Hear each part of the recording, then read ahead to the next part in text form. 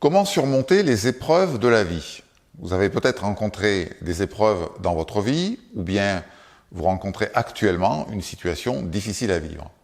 Dans cette vidéo, nous allons voir comment faire face à ces situations au mieux.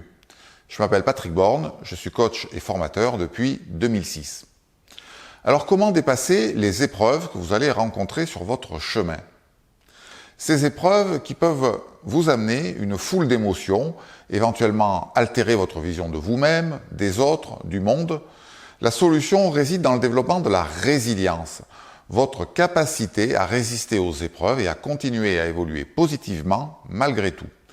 Et la résilience, comme toute capacité, se cultive.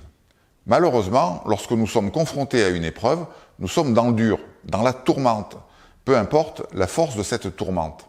Et il est difficile d'anticiper directement ces événements, voire même impossible. Et donc difficile, impossible de s'y préparer. Et le hasard de la vie fait qu'au moment d'écrire le script de cette vidéo pour vous parler de résilience et la tournée, je suis dans la perte d'un de mes meilleurs amis décédé il y a 2 jours. Donc je suis en plein dans le sujet. Je vais essayer d'illustrer mes propos avec cet exemple, ce sera aussi un moyen pour moi de lui rendre hommage. Donc cette vidéo fait partie d'une série de 7 clés pour cultiver le bonheur, parce qu'on ne peut pas vivre une vie heureuse en restant bloqué sur un échec, sur un traumatisme. Je vais vous proposer 3 pistes pour cultiver vos capacités de résilience, 3 pistes qui marchent ensemble et s'auto-alimentent les unes les autres. Cultiver le calme intérieur, accepter les émotions qui sont là, être avec sans se faire emporter, et 3, transformer la perception de la situation, votre perception de la situation. Alors, démarrons avec la première, le calme intérieur. Donc, cultivez le calme intérieur. Si vous êtes en pleine tourmente, la première chose à faire va être de retrouver un peu de calme, de l'apaisement. Et il existe des pratiques qui peuvent vous aider à être dans la tourmente sans qu'elle vous emporte. Les pratiques de pleine conscience en font partie. C'est ce que j'utilise en tout cas pour moi. Mon objectif premier dans la pratique de la pleine conscience portait sur la gestion du stress dans mon travail. Ne pas me laisser emporter par la pression des objectifs, par les sollicitations multiples, faire les bons choix, avec toutes les conséquences négatives que cela pouvait avoir, notamment sur ma vie familiale. J'ai donc appris à me poser dans le calme, ici et maintenant, et à ne pas me laisser emporter par mes pensées ou par mes émotions. Et si ça arrive malgré tout, et c'est le cas quelquefois, retrouver le calme le plus rapidement possible. Et c'est ce qui me permet aujourd'hui, dans ces circonstances particulières, d'être simplement à ce que je vis, de me rappeler plein de beaux souvenirs avec mon ami, tout en étant présent à un fond de tristesse dont l'amplitude peut varier en fonction des moments. Tout est là, mais de manière posée. Et si vous êtes dans la tourmente et que vous n'avez pas développé cette capacité à retrouver ce calme intérieur, regardez ce qui peut vous permettre de vous poser. Vos amis, vos loisirs, des pratiques de relaxation, débuter la méditation et pourquoi pas être accompagné dans ces pratiques. Également, ce qui peut vous reconnecter avec des sentiments positifs. 2. Accepter les émotions qui sont là, être avec sans être emporté. On appelle cela la résilience émotionnelle. Acceptez vos émotions, leur laisser une place sans qu'elles vous emportent. Et si elles vous emportent, retrouvez le calme intérieur. Maîtriser vos émotions ne veut pas dire les refouler, les nier, les fuir ou les combattre. Elles ont une utilité. Il est donc important d'écouter ce qu'elles ont à vous dire, de leur laisser une place, de voir comment elles s'enchaînent, où elles prennent racine.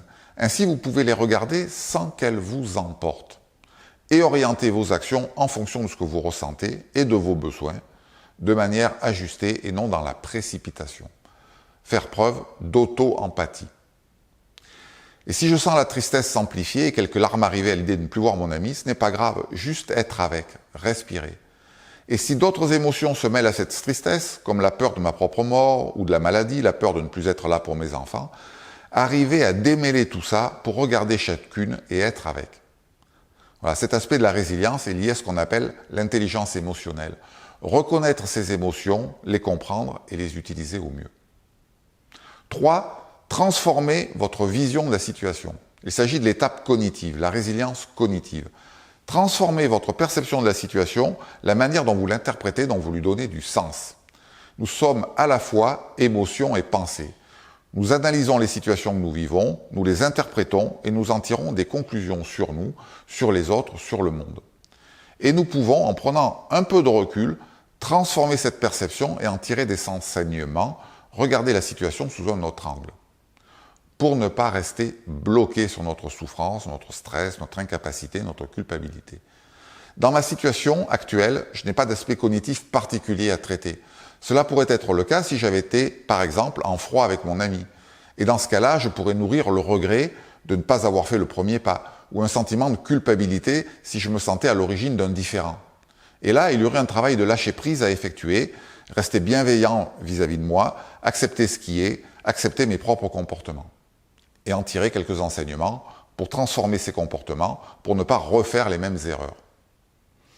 Je choisis de ne pas me focaliser sur la perte, sur son absence, mais au contraire sur tout ce qu'il m'a apporté et qu'il continuera à m'apporter, même s'il n'est plus là. Car il restera un exemple pour moi dans beaucoup de domaines. Ça, c'est l'orientation que je choisis de donner à mes pensées, à mon esprit. Voilà en quelques mots 3 chemins que je vous propose pour cultiver votre résilience, en restant très modeste, très humble par rapport à ça, car je sais que la vie peut amener des épreuves particulièrement dures.